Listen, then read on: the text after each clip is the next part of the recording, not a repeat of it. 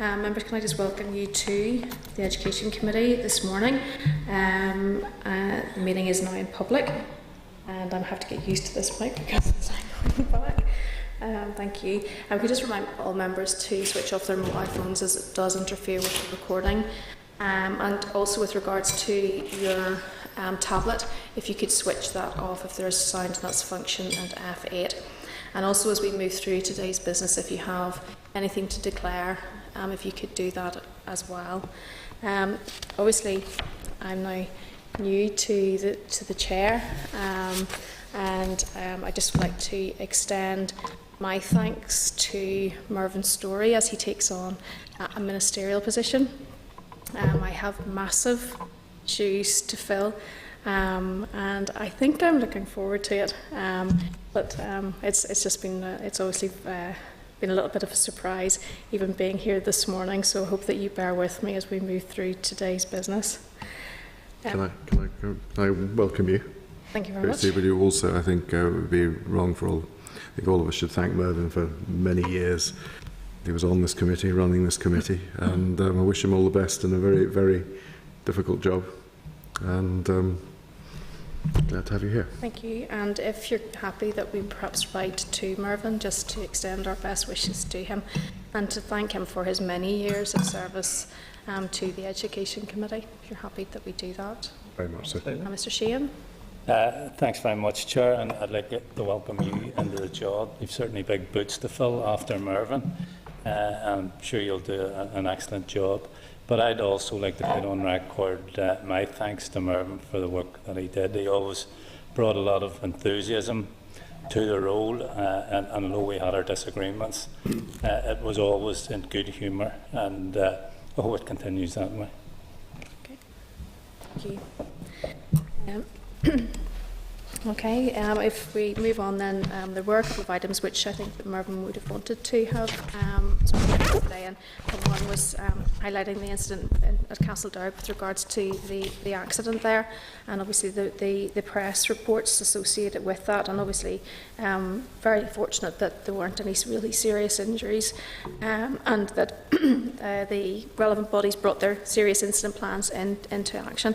And also just really to highlight that even though that was an incident which happened, that obviously bus transport is one of the safest forms of transport to get our children to and from school. But obviously pass on our thoughts to all those who were involved in that incident.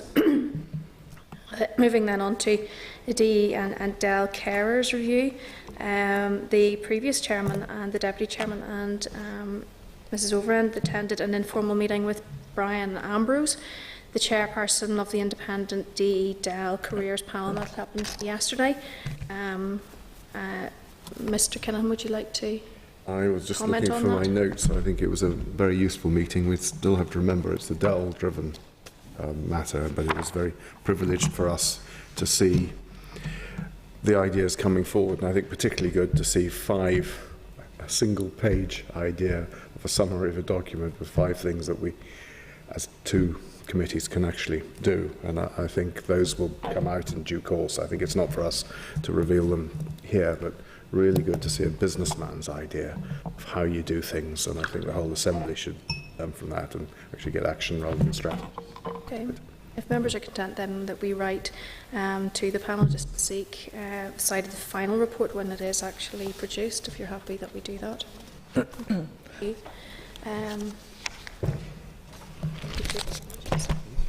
Received apologies from Mr. Lunn, Mr. Rogers, Mr. Moutre and Mr. Craig. Are members aware of any other apologies? Okay, thank you. Moving then to the draft minutes of the previous meeting, if members are content that that's an accurate reflection of that meeting. If you're content that those are agreed and signed. Thank you. Moving then to matters arising, and we have the shared and integrated education inquiry. The clerk has asked me to advise you that additional papers have been added to the SkyDrive Pro link.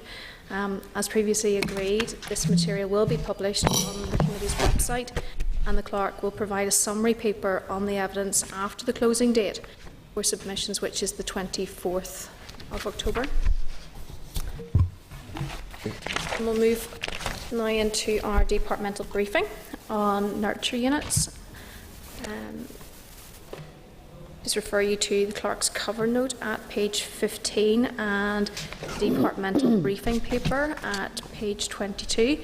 And we'll welcome Ms Gillen and Mr Boyd to committee. You're very welcome. Thank you for being with us this morning. Okay. I've been chair now about 10 minutes, so I just like to extend my thanks to you and just ask you then to make your opening comments, and then members will then finish up with some questions. Okay, thank you very much, Chair. And thank you for inviting us here today to talk about nurture provision. You have the briefing paper, and therefore I intend simply to provide just some general information on nurture before handing over to Alan, who will talk specifically about the Delivering Social Change Nurture project and the way forward in terms of the Department's future policy. So nurture units offer a short-term focused intervention for young children, generally between P1 and P3, and those who are coming into primary school with social, emotional and behavioural difficulties which prevent them from learning effectively and, if unresolved, would prevent them from reaching their full potential. So the children who would benefit from the nurture unit are identified by teachers, and referrals are made in consultation with parents. And each child entering the unit has their needs assessed and then their progress monitored using a Boxall profile. And children who might be considered for nurture or who benefit from nurture are, for example, those who are very restless or cannot listen, or who behave impulsively or aggressively, or indeed children who are withdrawn or have difficulty forming friendships or relating to others. So central to the philosophy of nurture is the theory of attachment and the need for the child to be able to form happy and secure relationships during their formative years. So the small nurture group setting, children can learn re-experiencing nurture from two caring adults, the teacher and the classroom assistant in the nurture unit. And over 3 to 4 school terms, the nurture unit helps the child learn to behave appropriately, builds their self-esteem and develops confidence. And this improves the child's ability to engage then effectively with adults and other children, and allowing them to return and participate successfully back in their mainstream class. So while nurture works to address the child's specific social and emotional behavioural difficulties, its aim is always to reintegrate the child back into mainstream class. And then one of the other consequential benefits of having nurture provision in the school is that the nurturing ethos and approach is very often and usually rolled out across the whole school, not just in the unit itself, and that's to the benefit of children right across the school. We'd hoped today to provide you with a short video presentation. ESAGS TV had been out in a number of nurture units, filming some of the operation of some units and interviewing parents and children. Now, unfortunately, I understand the IT facilities weren't available. So just before handing over to Alan, I've just picked out a few anecdotes from that video of just actual sort of experiences and positive feedback of the nurture units. So some teachers had said that quiet and withdrawn children, including a few with elective mutism who hadn't spoken since coming into school, were now making friends and chatting in the room and also in mainstream class. Outside, the playing was much calmer and children were playing well with each other. And one particular school said that was a massive breakthrough. Previously, there'd been disagreements and fights, and that was a big change in the playground. And then a number of children who were in foster care in some schools who were in the nurture room, teachers commented that the room had become a much needed constant in those children's lives. And then one anecdote from one of our own staff who went to visit a nurture unit, she said that a child who previously couldn't face looking at himself in the mirror actually was able to bring her over to a mirror, and they both looked into it together. So I mean, there's huge, huge positive feedback, and hopefully at some point we'll be able to show you the video or make it available. A few quotes from the children in nurture rooms. They've said, "This room makes my brain smile. I'm so happy here. We're like a family here." And I think that in some ways sums up the experience rather than anything that we can say in terms of theory. But to leave it there, I'll hand over to Alan now, who can talk about the project and the evaluation moving forward. Thank you, Caroline, committee members. The Nurture project was one of the 6 signature projects announced by the First Minister and Deputy First Minister on the 10th of October 2012. The project is jointly led by the Department for Social Development and ourselves, and this stems from the fact that DSD had originally promoted Nurture units as part of their neighbourhood renewal programme. The operational delivery of this project has, however, naturally required DE to act as the main interface between the participating schools and the boards. The main objective of the Signature project, as decided by OFM DFM, was to establish 20 new Nurture units in schools, and this was seen to align with their commitment to deliver change where it was needed to promote early intervention and to explore ways of responding quickly and flexibly to urgent social need. Following the announcement in October, DE worked very closely with DSD initially to determine objective criteria by which schools could be selected to participate in the project. And then we worked together to drive this process forward as quickly as possible, because some of the delivery timescales which were set were quite challenging. But as a result of particularly effective working between the 2 departments, in a little over 8 months, we had identified 20 schools, explored with them what was involved in Nurture and gained their commitment to participate. We had identified the necessary physical facilities within the school and taken steps to ensure that these were upgraded as necessary to allow Nurture to take place. We had identified and trained the staff required to deliver, because, as Caroline had set out, there is a particular set of principles underpinning how Nurture is delivered. And we had also then physically sourced and equipped the rooms. In addition to this very tangible on-the-ground work in schools, we had worked very closely with the Education and Library boards to put in place a range of support services to support the fledgling Nurture units, because we were very conscious that these were new teachers, freshly trained, and that they would need some support while they found their feet in this new area. All 20 units had staff successfully in post for the start of September 2013. They then began a period of observing the children with their own mainstream classroom teachers, trying to identify those children who would benefit most from a period in Nurture. And that work concluded, and most units went operationally live with the children coming in on a daily basis in and around the half-term Halloween break. In parallel with all of this, we continued to work closely with the Department for Social Development, and it was agreed that we needed, in parallel with this, to support the work of some of the existing Nurture units in Northern Ireland, and that the historical data which they could provide would make for a much more meaningful assessment, not just of the DSC project, but also of the impact of Nurture within education. After now 1 full year of operation, we feel that a great deal of positive results have already been achieved. We would commend the schools for the commitment and dedication that they have shown, not just to the children in their Nurture room, but, as Caroline again said, to making Nurture a core part of the school ethos in each case. And as part of some work which we commissioned through ETI have now visited a number of these schools, and that was a view which they endorsed, that there was a very serious whole school commitment being delivered. To date, around 135 children from years 1 to 3 have attended the units, and as of June, 11 of these children had already been successfully reintegrated into their mainstream classroom, and we consider that to be quite commendable, given that practice indicates that it will typically be 3 to 4 full terms of Nurture support before children are ready to reintegrate. The anecdotal evidence that you've already heard is that Nurture is already making a real difference in these children's lives.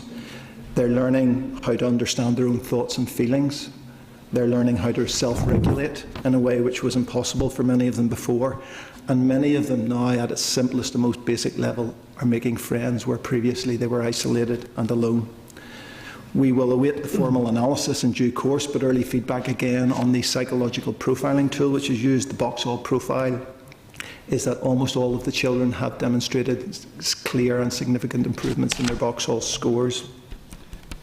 We are now at the final stages of preparing to go to contract for some independent research and evaluation on this project. We consider this key to determining its impact and to seeking to explore a long-term future for nurture within the Northern Ireland education system.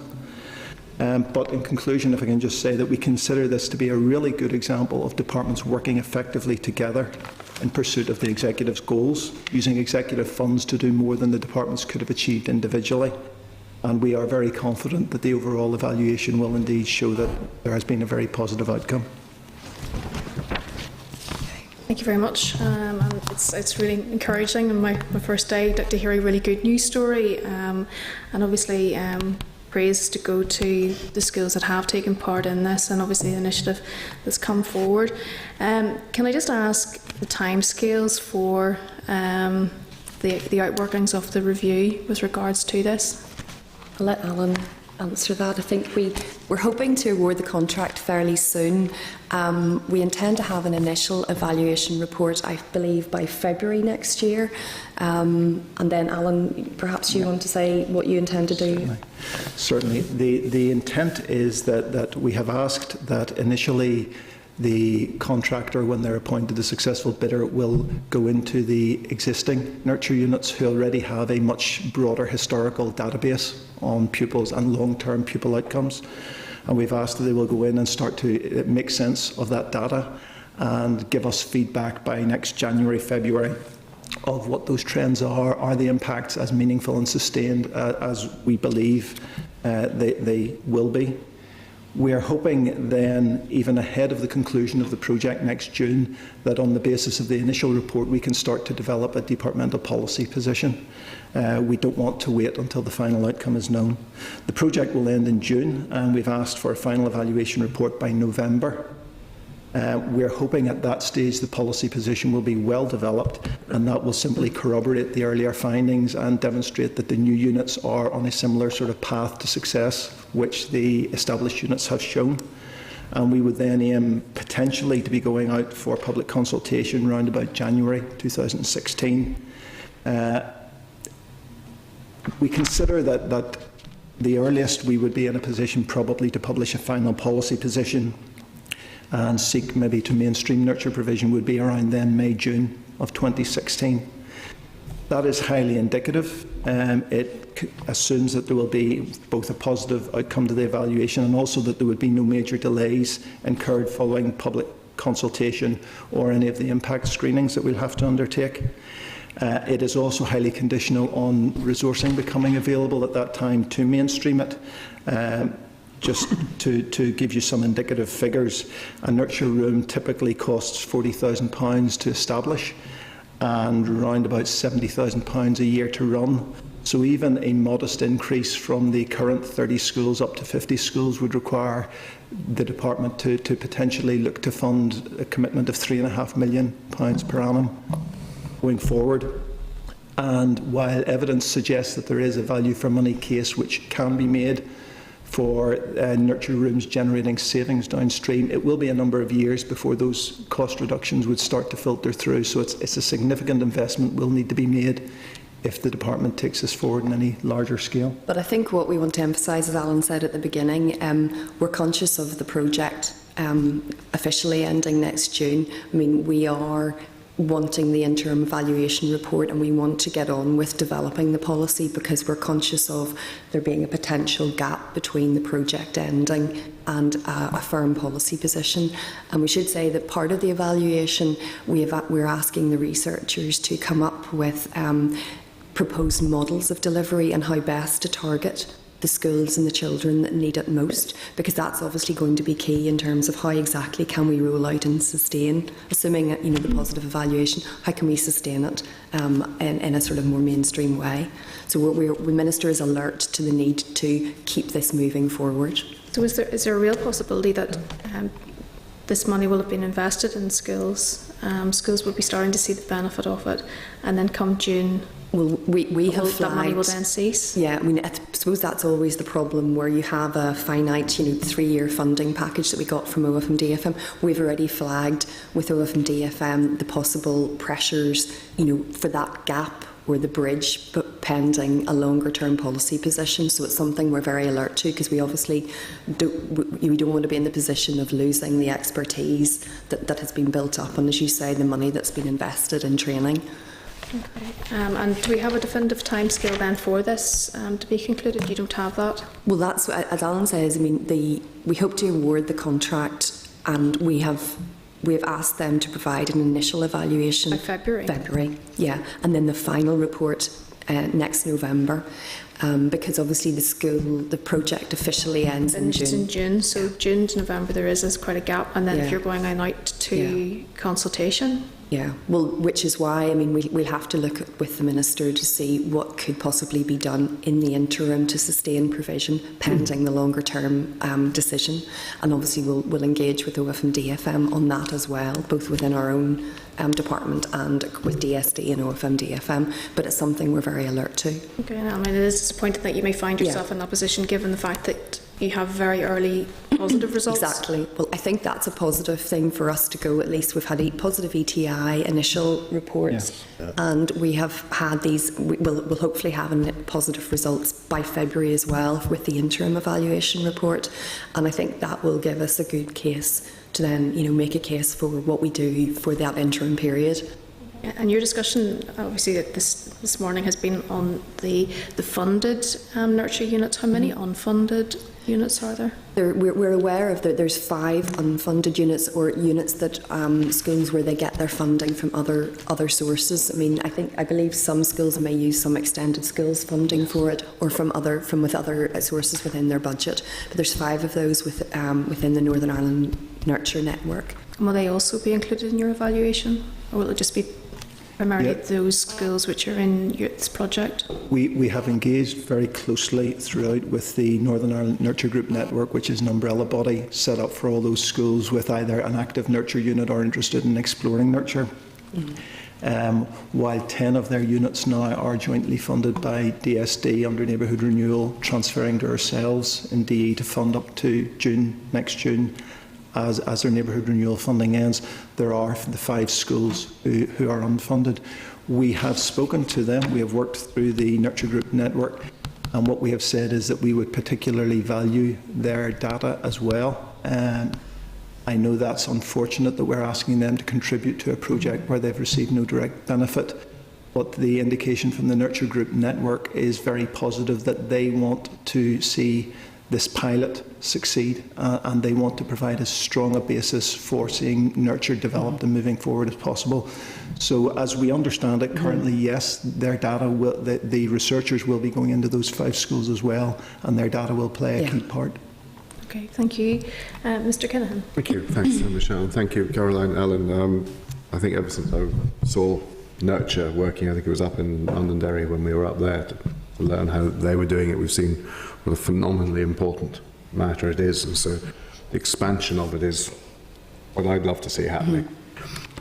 However, I do feel that having handed it to OFM DFM, there was a sort of disjoint. You talk, Alan, of the departments working well together, but you already had Nurture working pretty well in many schools, and I'm glad you asked the question about getting the data from them. Some of them were then excluded, and you got that answer that I think there's 5.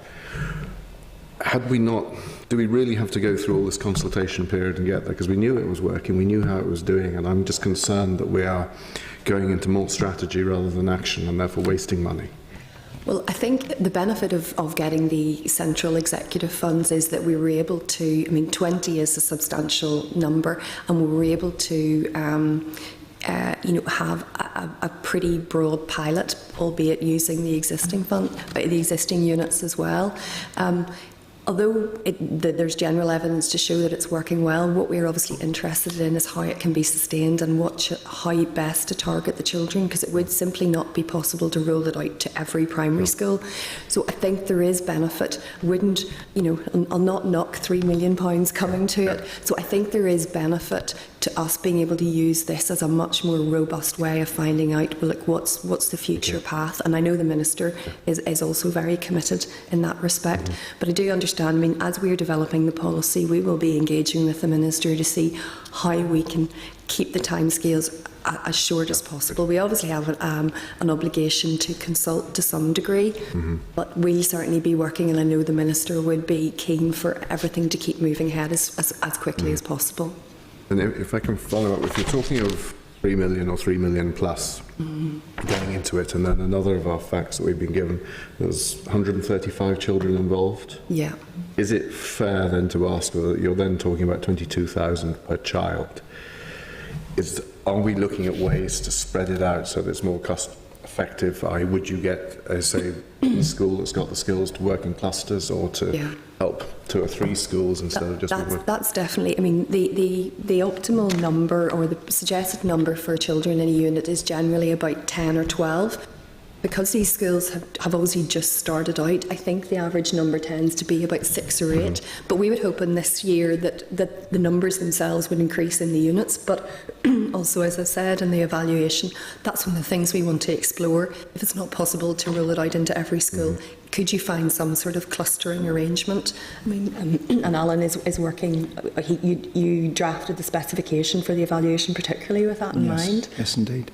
I mean, one of the factors we have asked the successful contractor to examine is the wealth of research which exists on the use of nurture provision in other regions of the UK. Glasgow is particularly well known for this, and what we've asked is that they do consider any differences in practice between the new DSC units and the established ones, but we've also asked that they look, and particularly look to contrast any differences in models of provision with other regions of the UK, particularly to see then what would be the most fair basis for any widespread rollout.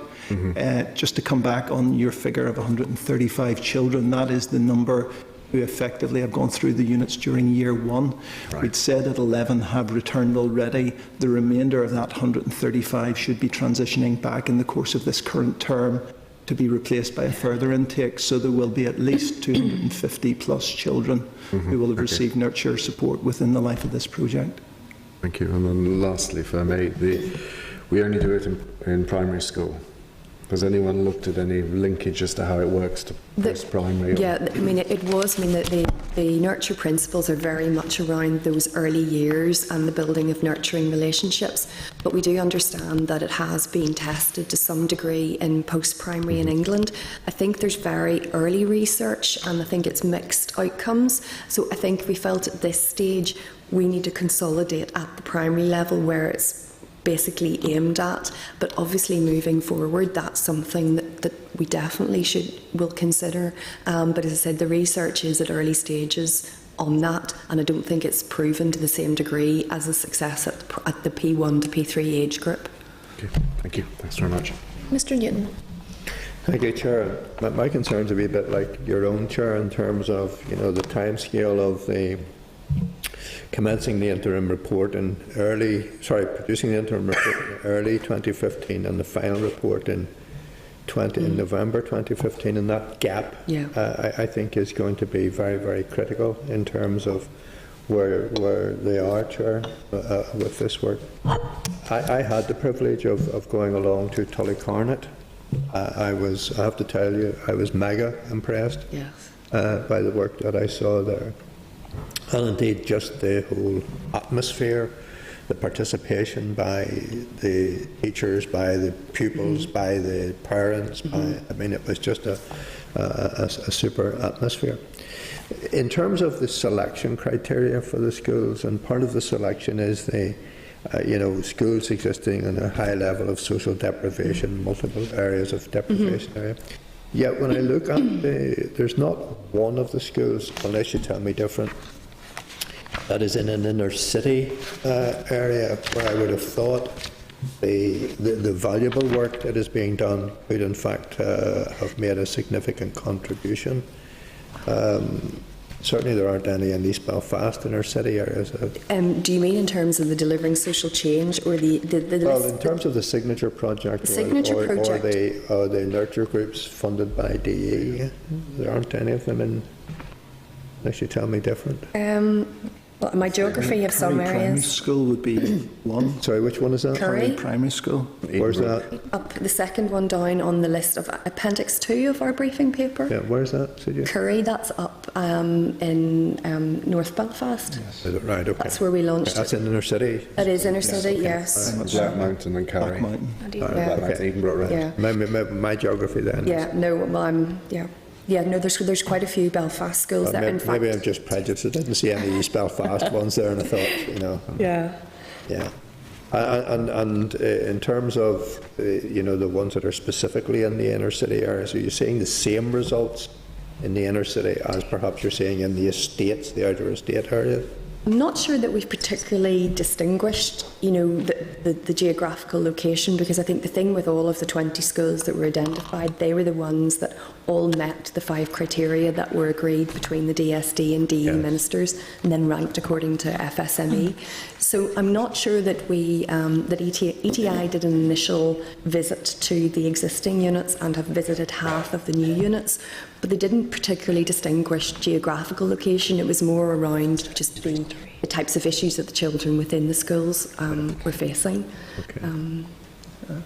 I mean, our emphasis to date has been on trying to ensure consistency of practice within all of the nurture units, that they're following the nurture principles underpinning this work, that their practice, while they have certain latitude to develop a daily programme which is appropriate to the school and to the children, they try and maintain a coherence so that we protect the comparability of the individual outcomes from each school, and the researchers then can draw valid overall conclusions on the success. Thanks, Chair. Thank you. Ms McLaughlin? Thank you, Chair. Just it's along a similar issue in terms of criteria. And I know I had the opportunity to visit some of the units in inner city Derry in relation to this as well, and it is fairly impressive, the work that's going on there. But just maybe a comment around the fact that we have the DE criteria different from the signature projects criteria. Would have been. Yeah, I think that was the case of, I mean, obviously with the signature projects criteria, that was almost like a blank sheet that the DE and DSD ministers had to agree, and relying on the objective criteria that were available.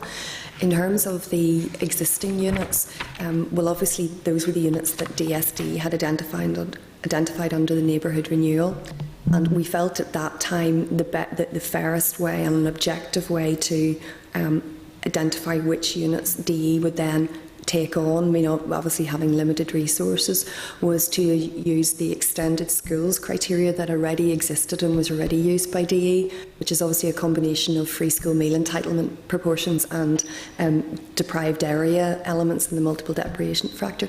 So I think because those existing schools, we couldn't really impose the same criteria because they were already there. We wanted to pick up the most schools that we could, but according to the finite budget we had available, and just the two wouldn't marry together. But obviously, moving forward, we'd like to have one objective method of identifying and targeting need and developing those models. So it's likely in going forward, I suppose, determining the policy piece, but it would be the extended schools initiative. No, not necessarily. I mean, the researchers will look at various ways of how do you target the children that need it most, and where do the children need it most, where do you tend to find them. So no, we're not constrained moving forward. That will be part of the longer term position, is to decide exactly what's the right method of deciding where the funding should go and where the units should be established. Okay.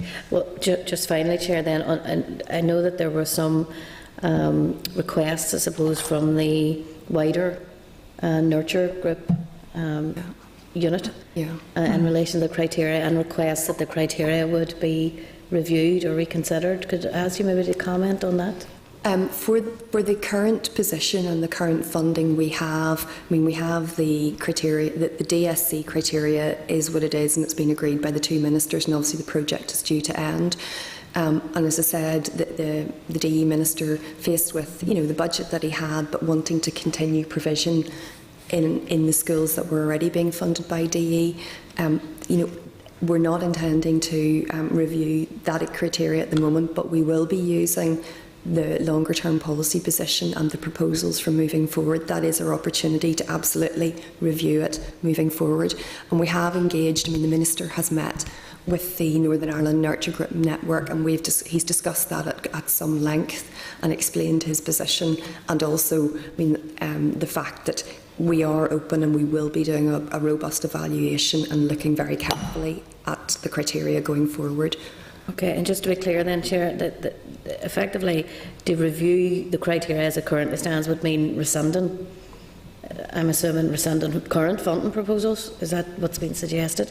It will be reviewed as a policy develops, but to review it now would be... Well, the 20 units have been identified, so there's no more units that can be created under the Delivering Social Change project. And also the units that the Minister has agreed to fund until next June, or DE or DSD, they extend the neighbourhood renewal. Some of those schools are still receiving neighbourhood renewal funding, and DE then steps in when that funding runs out. So we're only picking up neighbourhood renewal schools. So then we do have a finite budget in terms of, who we'll fund. Which of those schools to pick up. The difficulty is if you go down, if you start to unpick all of that, I think you get out of the sense of, there's other schools where there's potentially, high free school meal entitlement, who might not have a nurture unit now but would quite like one, but then why would you jump down to a school where, according to FSME, there might not be the same need? We appreciate it's very difficult because the schools that have taken the trouble to develop nurture units through their own resources, that there has been disappointment, but that's why we're keen moving forward, is to look at different models of delivery and the best way to target. I think we've done our best to sustain the existing units, the 10 existing units, as well as then pilot the 20 new units. So we've made the best of the resources that we have and trying to be as objective as possible for the time being, but fully appreciating we need to look closely about what's the best way to target it moving forward. Okay, thank you, Chair. Thank you, Mr. Sheehan. Thanks, Chair. Just in regard to the two schools who didn't meet the criteria insofar as they didn't have an available classroom, it mentions Tuckmona and Bloomfield, and then Bloomfield was replaced by Oliver Plunkett in Derry, I think it was, Strathfoyle. I presume that's Derry, is it? It is, yeah.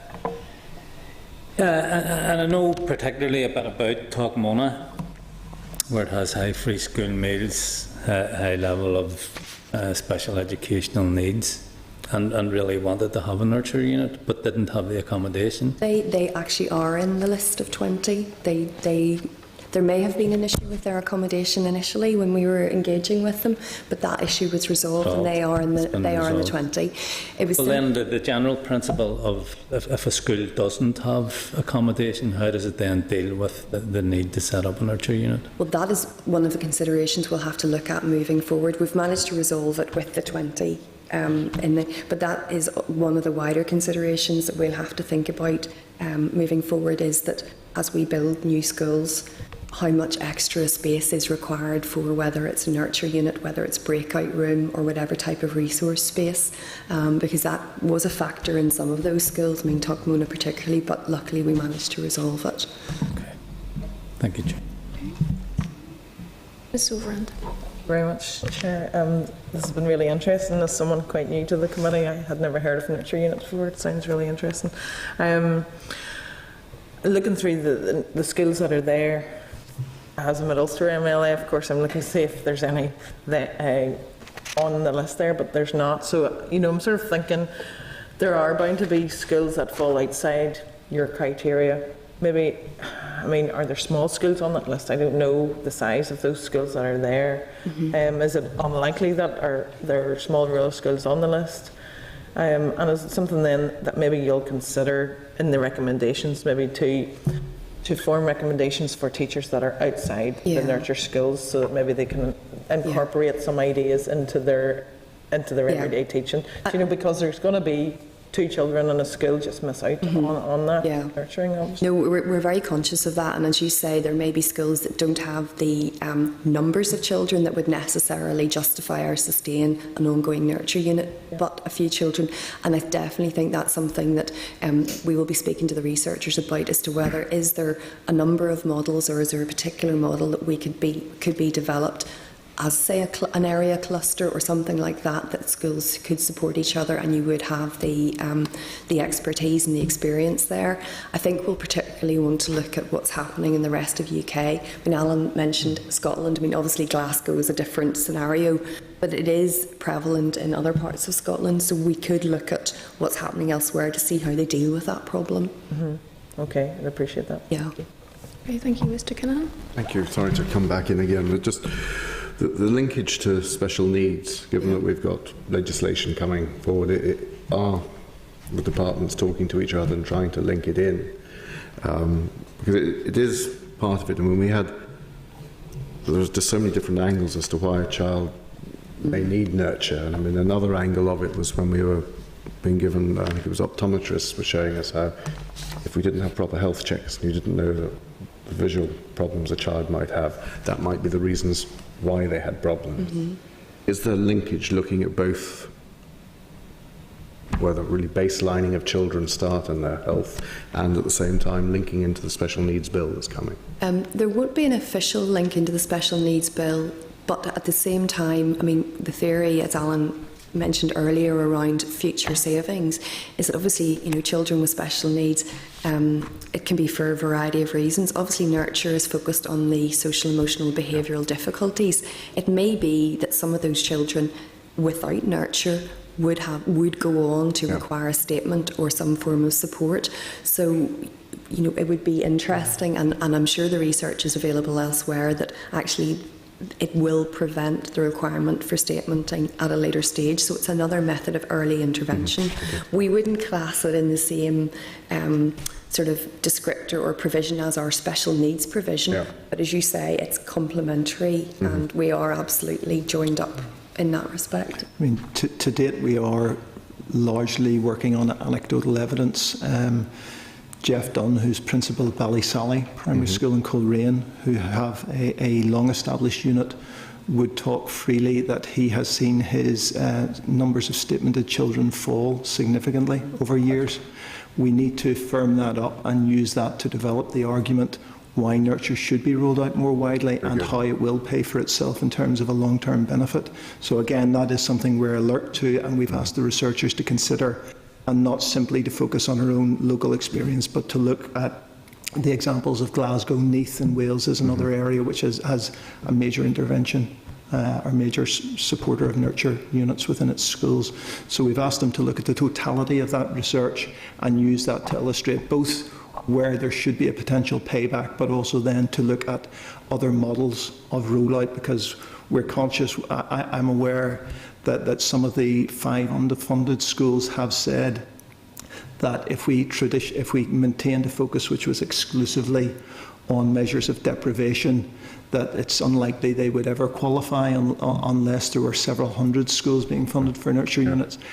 We're alert to that, and we accept their argument that actually the need for individual children within their schools to receive nurture is just as great as that for a child coming from a deprived area in North or West Belfast.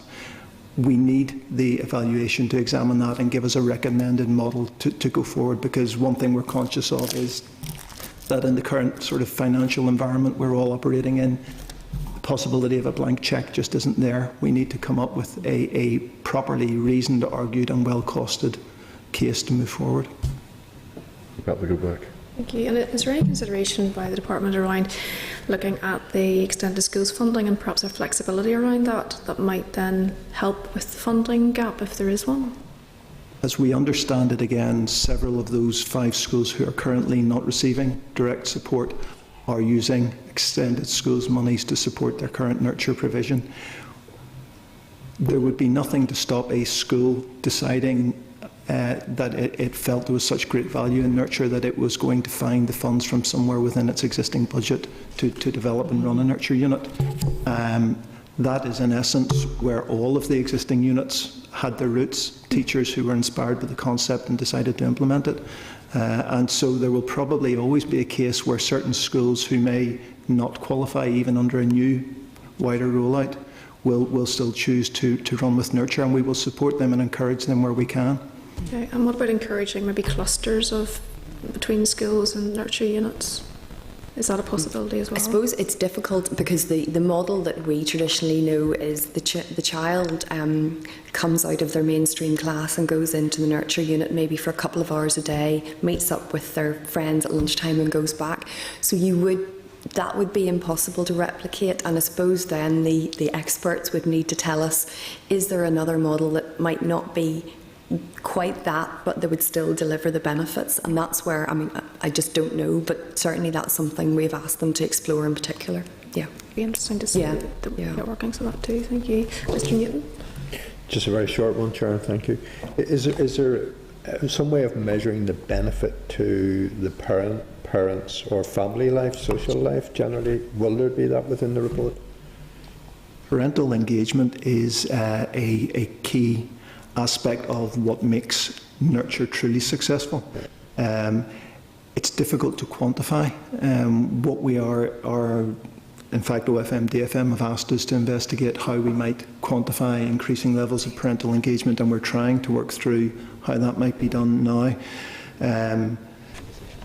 What we can say is that the only parents who have withdrawn children subsequent to their entering the unit are those who have physically moved away from the school. And so perhaps another illustrator, and again it's anecdotal, is that in the filming work for the ESAGS TV piece, which Caroline alluded to, there was no problem getting parental permission to film all of the children within that unit. I'm told it was very straightforward for the principal to secure that. Not one parent balked at this at all. In fact, they were able to secure a parent who was happy to go before the cameras and talk about the impact this had had on their child, both in terms of education and also within the home environment. So again, we believe the evidence will be there. It's just a matter of how we can actually collect that in a meaningful way. Okay, thank you. That's the end of our questions. Can I thank you for your time? But it'd be useful actually to get the television piece to us. We'd like to see that, and also then to follow up then with the interim report and the final report just as soon as you absolutely. Well, I'm sure we'll absolutely do that and keep you fully informed, and we'll provide you with a DVD hopefully in the not too distant future. Okay, thank you very much. Thank you.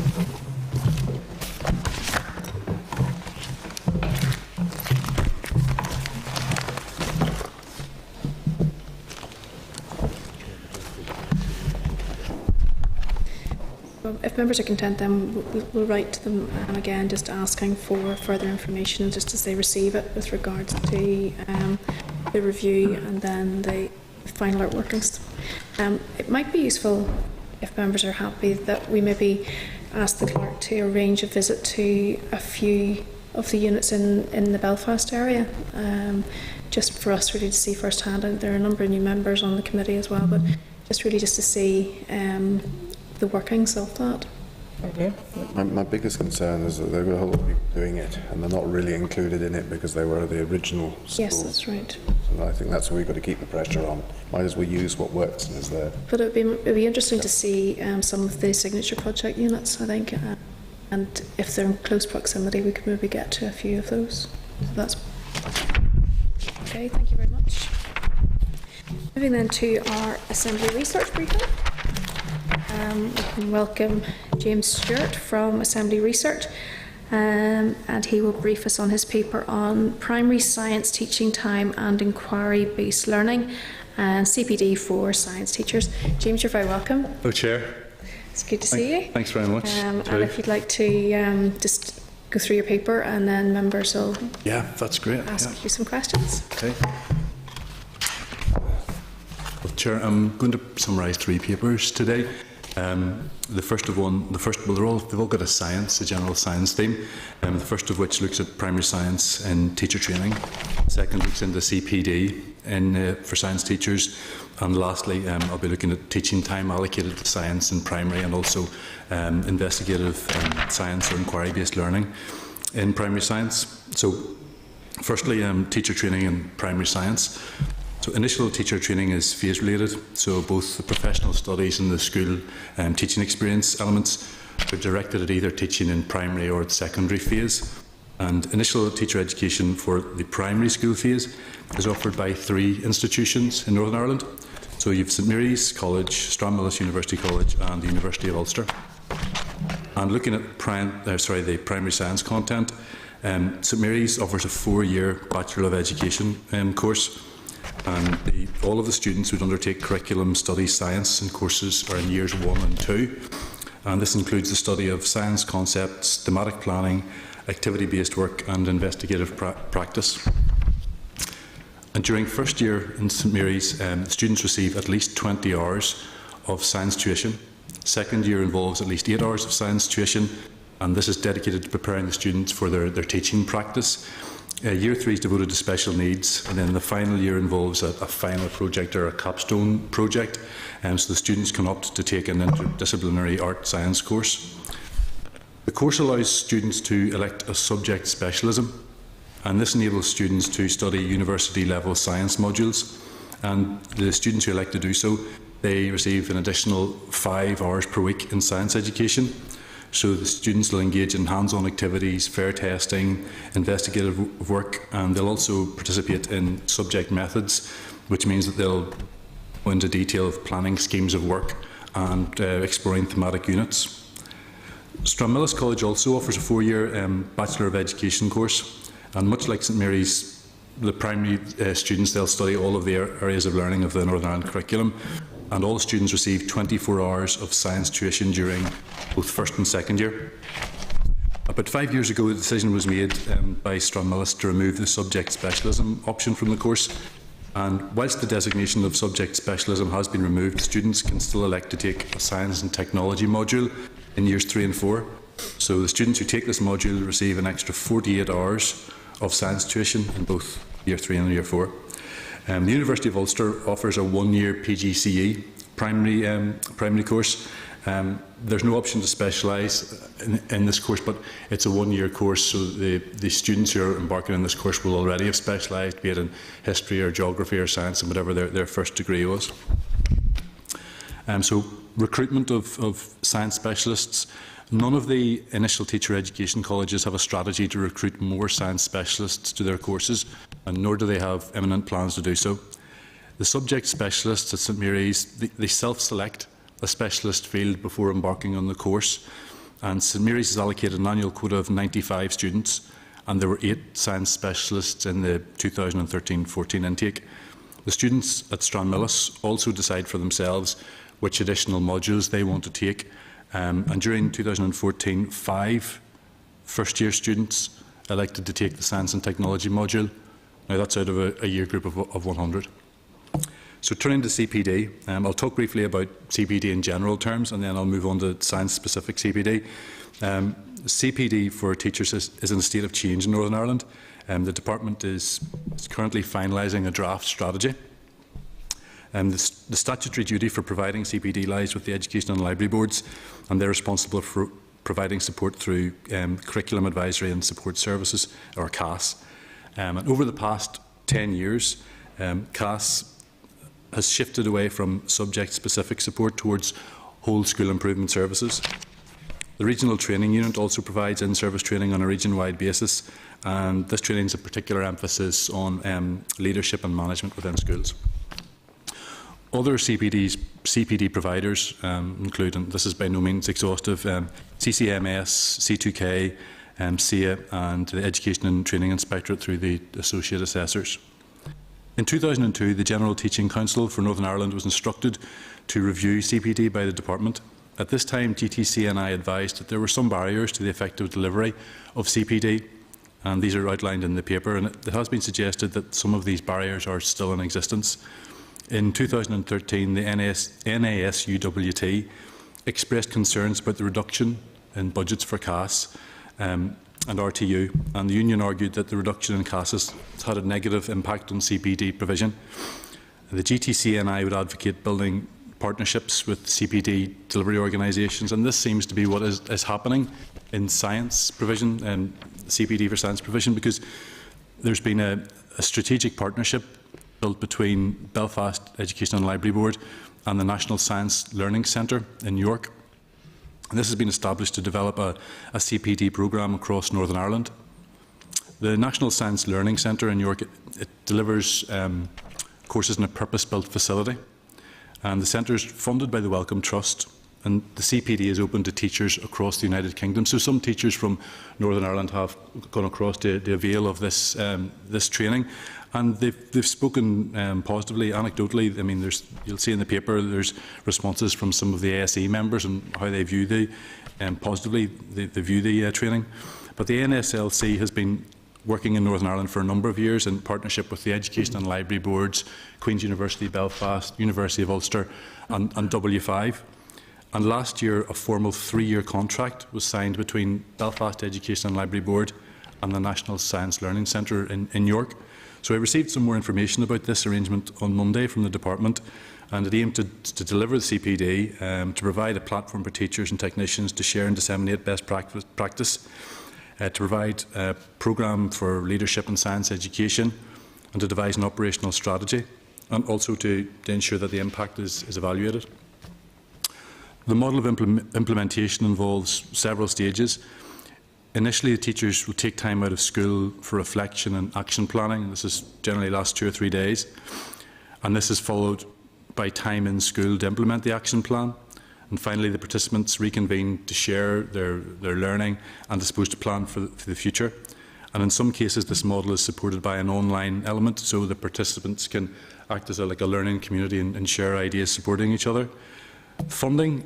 The National Science Learning Centre funds the Belfast Education and Library Board to design, manage, implement and evaluate the programme, and schools can apply for, they're eligible for an enthused bursary to free up teacher time, and the enthused bursary is valued at £150 per teacher per day. So an example of such a course, it's on page 5 there. It's an insight into cutting-edge chemistry, and it was delivered to A-level chemistry teachers at Queen's in June 2014. And anecdotal responses have painted a very positive picture of the CPD delivered through NSLC. Part of the contract for delivering the CPD includes carrying out an evaluation, and I've asked the department for evaluation results, and I'll forward them to the clerk whenever I receive them. Other CPD providers include the STEM modules. That's the articulated extendable truck that's managed by the North Eastern Education and Library Board. It provides courses for students, but also CPD for teachers as well. Queen's run the annual physics teacher conference. The University of Ulster have run a couple of courses to support SIA's new space science technology qualification over the summer. The Association of Science Education provides a CPD as well, as do SIA, and a range are included in the appendices of the paper. With specific reference to the primary phase, much like the post-primary phase, primary science CPD was historically delivered by the CAS Science Advisors, and members are aware that with the implementation of the revised curriculum, science was repositioned within the area of learning known as the world around us. So school support and centre-based courses relating to this new area of learning were offered. The department has forwarded details of the number of teachers involved in this training just on Monday there, so I'll forward that to the clerk.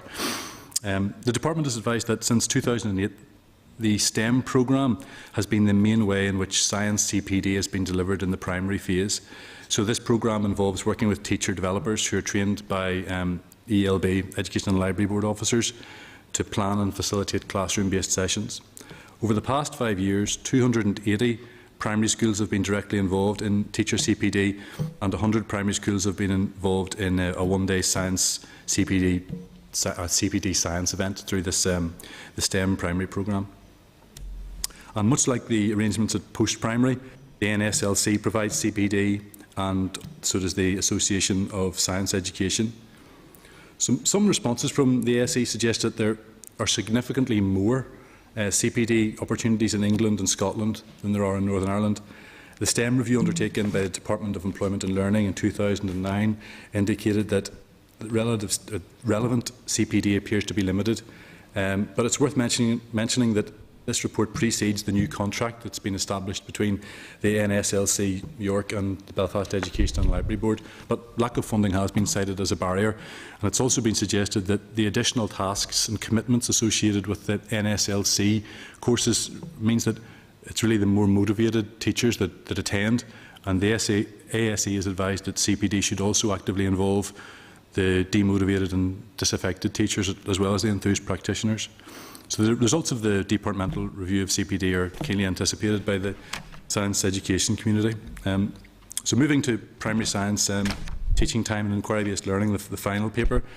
I did some work previously looking into the statutory requirements of the world around us for the members. And the members were interested to find out a little bit more about the amount of time that was spent teaching science in primary school, and also how engaged pupils were in investigative science.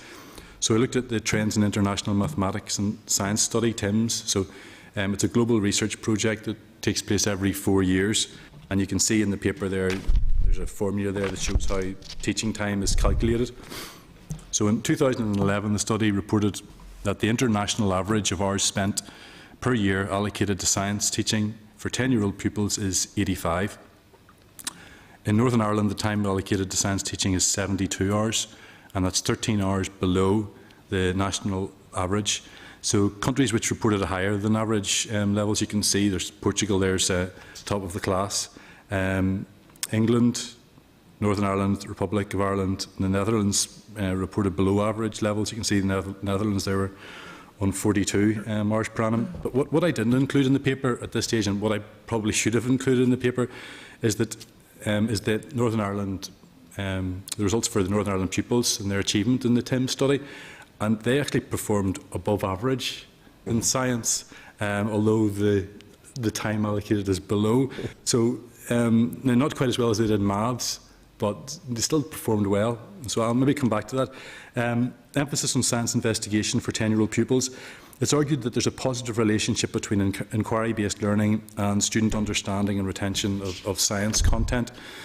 And TIMS summarises how often in teaching the teachers ask students to engage in activities that are associated with investigation, like designing or planning and conducting experiments or investigations, giving explanations about something they're studying, or relating what they're learning to everyday life. And the international comparison, well, TIMS uses a threshold of emphasising science in about half of the lessons or more. That's kind of like it's a good threshold to aim towards. And the percentage of 10-year-old students taught by teachers who emphasise science in, let's just say more rather than that spiel, varies widely from 4% in Norway to 86% in Tunisia. 13% of pupils aged 10 in Northern Ireland were taught by teachers who emphasise science investigation in about half the lessons or more. That's what was reported by TIMS. This is considerably below the international average of 40%. Lower than England at 41% and Ireland at 43%. It is, however, similar to Finland at 13%, and they're the highest performing country in science. So the report indicated there's a greater emphasis on science investigation in the highest performing country in science, that's Korea. So it's quite a cloudy picture. I suppose within Northern Ireland, there's no clear association between teachers emphasising science investigation and pupils' average achievement. That's within Northern Ireland. Indeed, the average achievement of pupils who have been seems to have been lower for teachers who have emphasised science investigation more. So it opens up a bigger question, I suppose. What are the pupils being assessed on, and what does TIMS actually tell you about the pupils? I've got a paper here. I'll just end with this. I printed off a sample paper of TIMS, and it's interesting that it's really looking at at applying content and some reasoning. It can't assess your ability to invest in investigative science through this paper, really. I can pass the paper around later if you want to have a go at a science quiz, but that's me. So what's your conclusion in relation to that? Come on. Well, there's Pupils succeed pupils succeed with less teaching time. Yeah. Well, I think they succeed in this test. I think that's my conclusion. They succeed in this test. What does that say about the test, or what does that say about the teaching? More research needs to be done. Yeah, I think so. Thank you very much, James. That was really very interesting.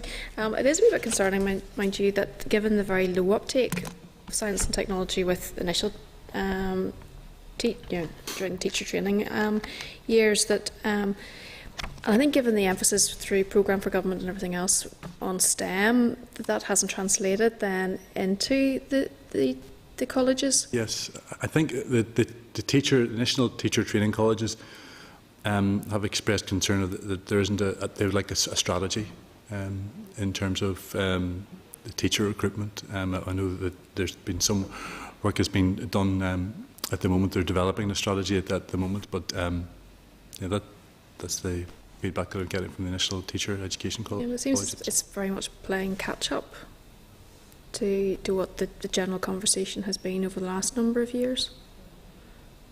But then maybe our children are bucking the trend anyway, and they don't need the teacher. Oh. Interesting, but no, thank you very much for that. And as I've only just received my papers, I haven't had the chance to read through it. So, but I'll pass over to some others. So, Mr. Kinahan. Okay, thanks. James, excellent. I enjoy the difference. I mean, at one end we seem to be woefully bad at actually either training our teachers to take up science teaching or even teaching science in class, getting children to do it. And yet at the other end you're telling us that actually we're doing very, very well in scientific. Has anyone actually looked at relationship to the percentage of industry? I mean, we're told that 80% of jobs, I think it is from now on, have technical side to them, in which case logic would say you need 80% of your children coming through with some care. Has anyone looked at the industry side of what percentage of our business here has it and compared it that way? Because we're phenomenally successful at that end. I'm not aware of the study, Danny, but I can certainly look into that and see if I can take some information out for you. It just, I think we get the impression from this the children do very well. I think as long as the businessmen want people who can come and think outside the box and analyse and do things themselves, whether it's scientific or social, that's the skill they need. And I think in a way you're telling us that they do it. I'm not aware of a study of that nature, but certainly I'll look into it. Okay, thank you. Mr. Newton. Thank you, Chair. I suppose my only, thank James for his presentation and his paper. My only concern is much the same, and it amazes me that we do not have a continuing professional development programme for teachers. And note your, a draft strategy for the future direction of teacher professional development is currently being finalised by the department. How far is that off being finalised? I'm told that it's finished. It's imminent. And will we see a copy of that, Chair? If you're members are content, we can write to the department just to ask for that information. We've we ever done that? Sorry, okay. Okay. Sorry, is it, we've already done so? It is already asked for that information, Chair. Have we? Okay, well, Chair, that really answers my question. Okay, thank you, Ms. Sovereign. Yeah, thank you very much. Thanks very much, James. It was really interesting. And just, I suppose I was thinking about the link with industry and how our science teachers, to encourage our young people to go further in science, they need to have the link to what goes on in work life. And we had the meeting yesterday about careers advice and, and the need for our teachers to have real life experience to be able to relate that to everyday life and how science links, or how science links to work opportunities, and so that they can advise young people properly. So, I mean, have you seen any? Yeah, I think in the paper there, I think in some of the appendices, it might be the work that SIA is doing. Certainly some of the information from the department suggested that there has been CPD that has been developed around that very strategy, linking work opportunities, vocation with what's going on in school. I think there is some information just at the, let me see,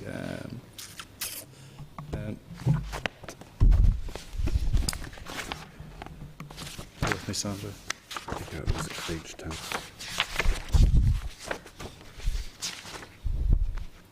Yeah, teacher insight events. These, let's see, run by SIA. The teacher insight events aim to increase knowledge and expertise of the different employment sectors in Northern Ireland. And teachers, through this programme, teachers are able to observe the work and processes and take back up-to-date examples to their classroom. And the visits are organised specifically and selected outside the education sector. So there were 3 Insight events that were held in 2013, 2014. One was to Graham Bell construction site.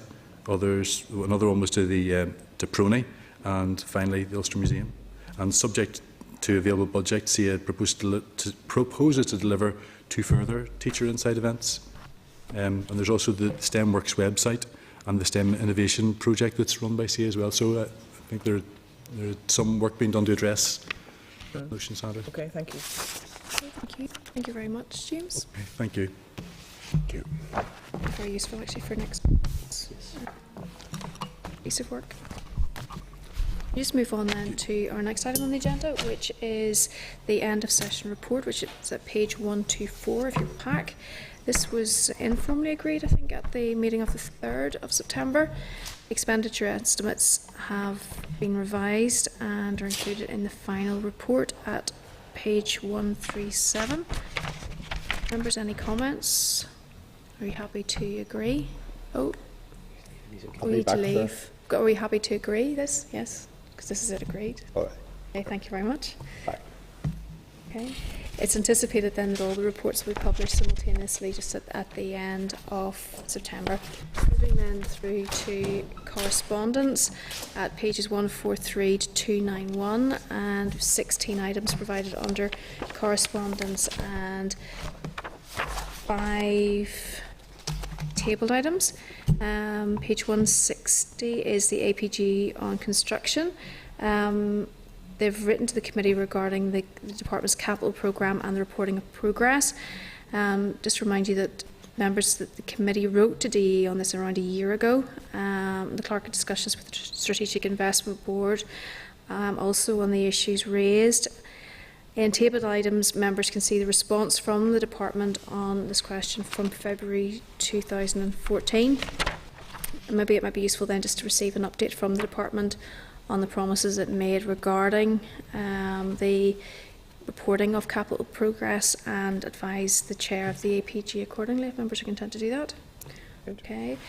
241 is the PFG update. At page 241, the committee for OFM-DFM has sent a PFG update report. Page 265 of the report refers to DRD project promoting walking or cycling to school. Can just propose that maybe write to DRD and to seek further information on the project. Okay. Page 267 indicates that a proposal to deliver summer school camp pilots in 2014 has been agreed by ministers. It's possible that if members are content that we write to OFM-DFM and just seek further information just regards the timing of that project. Okay.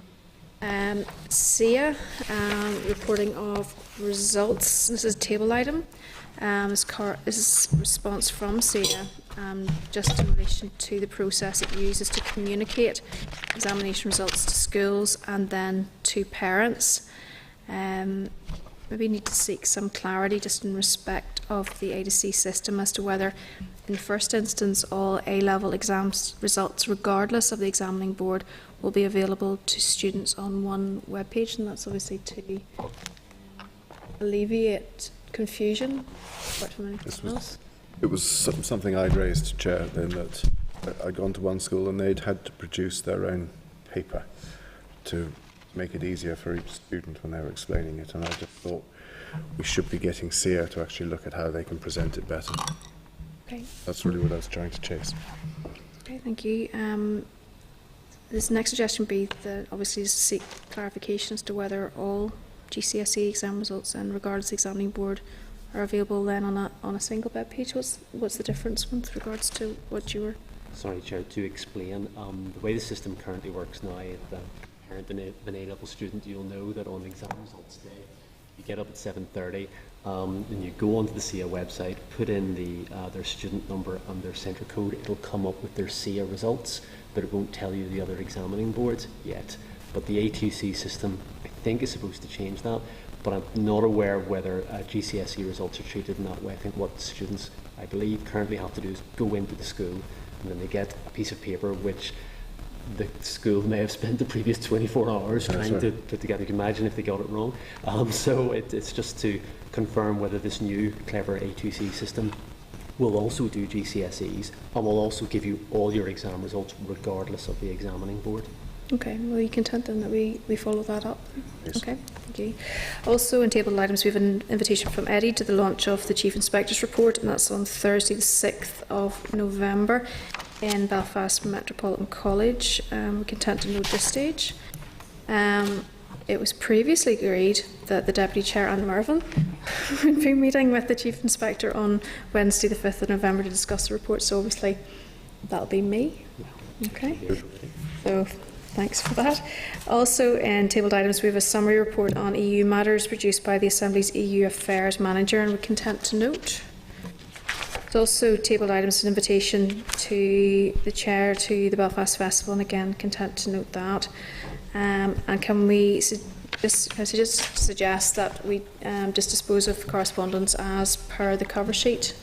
Yeah, two. Okay, Mr. Kinahan. On page 189, it's just it sort of nudges me on the Prince's Trust success. I mean, it's a phenomenally good organisation, but I had it raised with me the other day that people who have worked with the Prince's Trust found that their qualification wasn't recognised. Can we write and ask? Because it was something that they do and they pass, but it wasn't being recognised by the schools. Okay, yeah. Yeah. Giving guidance to the Happy to do that. And then the second one was on the tapestry of colours. I think we did write. I fully expected the answer we got that we can't afford to take it up. But we did write and ask what are they doing to actually make sure that people do learn through their schooling about other races and other ways of doing things. I think, Chair, the department's answer is the policy. Yeah.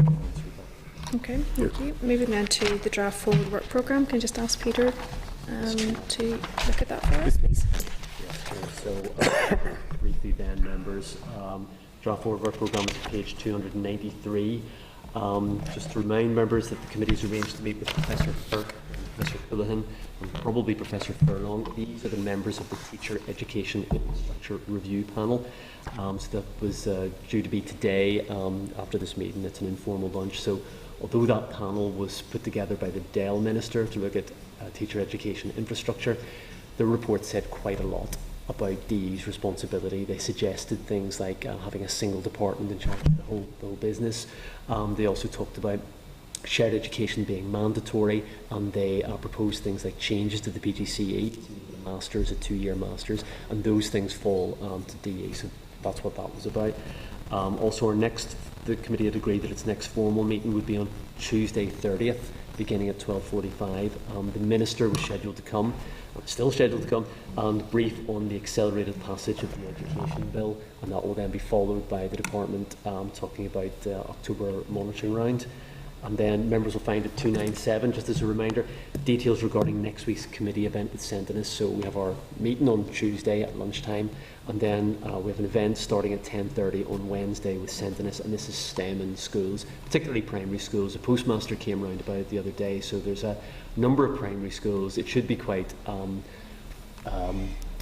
visual, quite an entertaining event actually, and we're doing our best to get what press coverage we can. Hopefully no further announcements, so hopefully we'll get the coverage that this important issue deserves. So it's mostly around primary school science. The school's very, very enthusiastic. We were talking to Sentinus about it earlier this week. And starting at 10:30, finishing at about 12:30, there's not an awful lot of talking. We've got quite a lot of having a look at the project and lots of photo opportunities. Thank you very much. Sorry, Chair, do we know what schools are attending? It's actually on the postmaster. They're off the top of my head, and I can't remember. You can ask me if they're any from Cookstown. I just can't off the top of my head. The whole of Ulster. Just the whole of Ulster. Something had a list on it, didn't we? I'm not sure if it's actually. Is it actually there? I think it's on the back. No, There you go. That's a guess. yeah, Hang on. it hasn't the schools, so that's why I asked. Okay. So, some from Antrim, Ballymena, Belfast, Lisburn, one from Ards, and Limavady. Sorry, I'll have to correct that next time. There is one from Ballymoney. Ballymoney. Strange that. Antrim. I know. We'll have a look at that for future. Okay, are members content to agree the forward work programme? Yeah. Any other business before we move into closed session? Okay. Thank you. Is that us all? we are off now.